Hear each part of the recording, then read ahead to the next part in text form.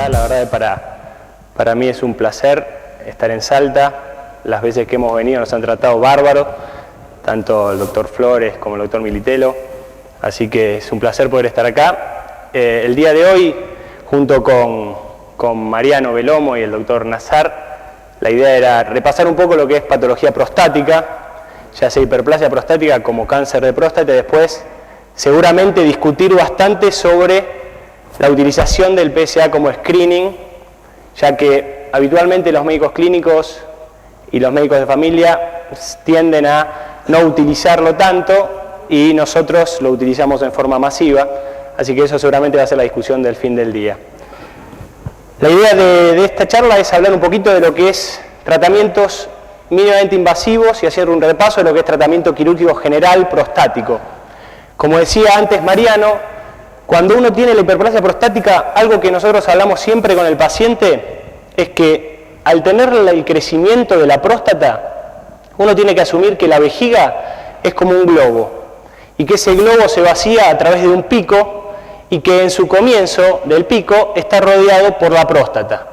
Que esta próstata, cuando comienza a crecer, lo que provoca es una obstrucción de ese pico.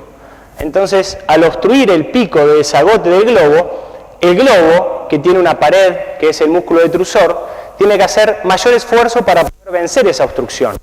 Y al hacer mayor esfuerzo, como todo músculo, crea una hiperplasia del detrusor y eso hace que el detrusor se transforme en un detrusor con inestabilidad y que el paciente empiece a tener retención crónica, o sea, residuo postmiccional, y que con ese residuo postmiccional el paciente pueda tener formación de cálculos dentro de la vejiga, la presencia de insuficiencia renal, divertículos vesicales por la dificultad y por la falta de fuerza en el músculo detrusor, infecciones urinarias, y esto traer también aparejado infecciones urinarias que por la presión que se provoca dentro del detrusor asciendan a los riñones y provoquen una pielonefritis.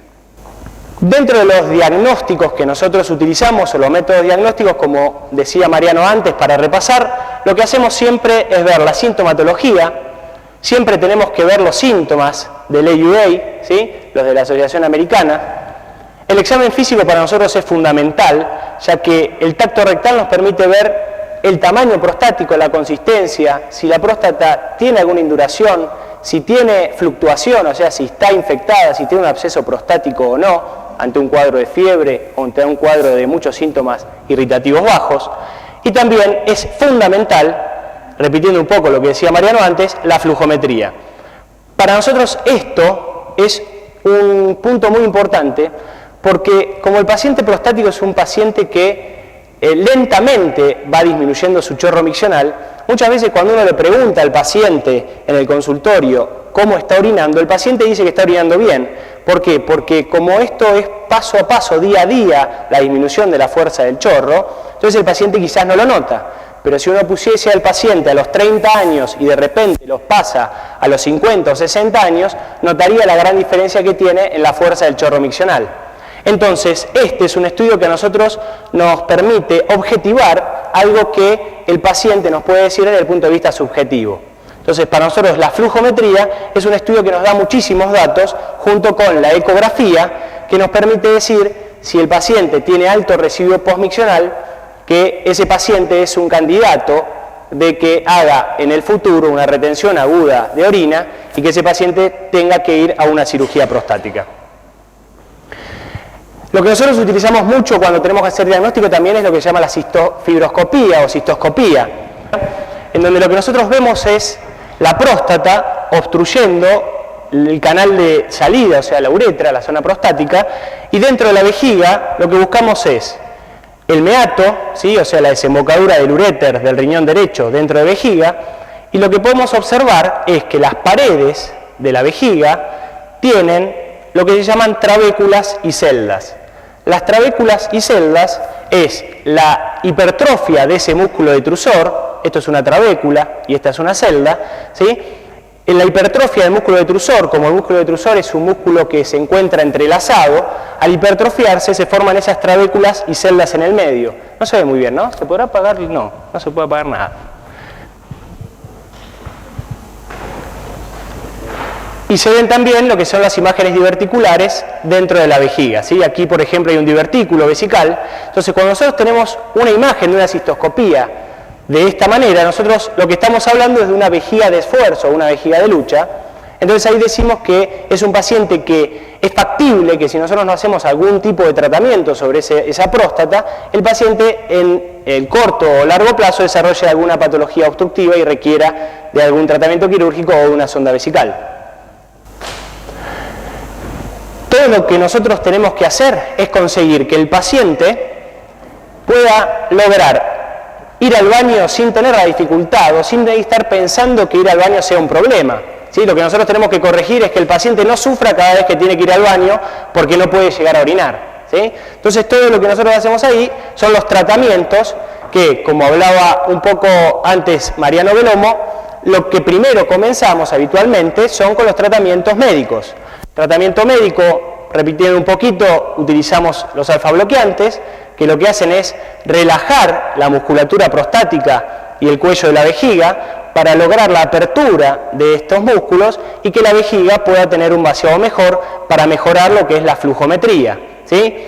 Lo más utilizado hoy en día es la tamsulosina porque es un bloqueante alfa-1A selectivo, entonces tiene muchísimo menor efecto sobre los receptores vasculares y por ende tiene menos efectos de hipertensión ortostática que los otros alfa-bloqueantes. Como nosotros sabemos que en la vejiga y en la que es la parte del piso y el trígono vesical está la zona donde los receptores adrenérgicos está mayormente distribuida, la medicación actuaría en esta zona relajando para que pueda mejorar su vaciado. Otra de las medicaciones, el finasteride dutasteride, que es el inhibidor de la 5-alfa reductasa, actuando a nivel prostático, lo que nos permite es, a largo plazo, a diferencia de las alfa-bloqueantes, actuar a nivel de la próstata y mejorar la sintomatología. Pero uno tiene que esperar habitualmente 2 meses para que la medicación empiece a ser efectiva, mientras que con los alfa-bloqueantes, uno aproximadamente entre 5 y 7 días ya está teniendo resultados.